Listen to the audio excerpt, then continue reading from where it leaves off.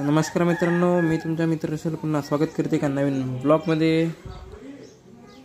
तर आजचा विषय असा आहे, आज शनिवार आहे. तर मी गेलो मम्मीला बाय करून शाळेत. मग ध्रुवदादाच्या घरी गेलो. हा तर नव्हता येत, मग याला जबरदस्ती नेलो. मग जावेद भाऊला ते येत नव्हतंच. मग जावेद भाऊ गेला सायकलला. मग मी ना यश ना ध्रुव तिघे जण 2 गाड्यानं शाळेत गेलो. शाळेतून आलो. मग माझी ड्युटी लागली ना सोडावला शिवण क्लासला. मग याला सोडून दिलं. बघा कसा भडण्यारे गेला लागला. वाचली, गाडी पडत होती, नाही पडली.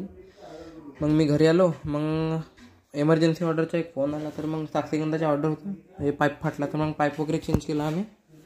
हे आमचे हेच प्रॉब्लेम राहते कॅटरिंगच्या ऑर्डरमध्ये, काय पाईपच फाटते, रिस्पॉन्स होत राहते.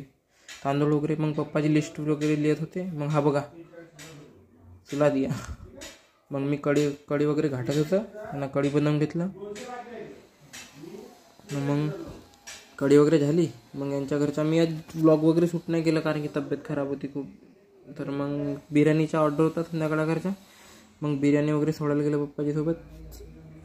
संध्याकाळच्या बड्डेचा ऑर्डर होता बिर्याणीचा. तर मग बिर्याणी वगैरे सोडली ना मग घरी आलं. आजचे विषय असा होता, तब्येत वगैरे खराब झाली मग माझी. तर मग मी काही ब्लॉग शूट नाही केलं. ब्लॉग बघण्यासाठी धन्यवाद. सर्वांना जय शिवराय.